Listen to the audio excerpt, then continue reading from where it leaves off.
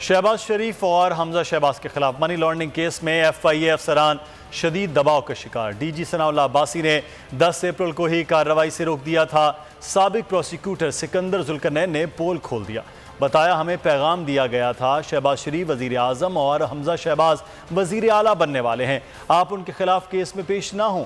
انہوں نے انکشاف کیا کہ ڈاکٹر رضوان پر کیس کا بہت دباؤ تھا، وہ دباؤ برداشت نہ کر سکے۔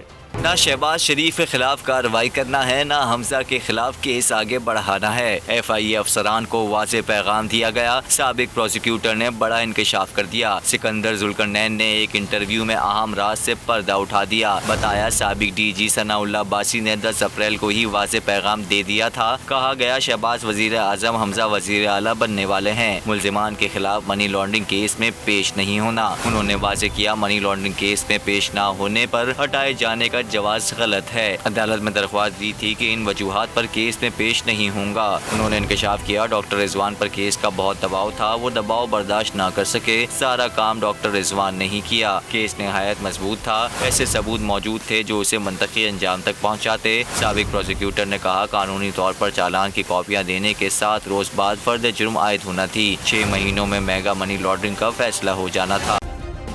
سبسکرائب کریں اور بیل دبائیں تاکہ کوئی خبر رہ نہ جائے۔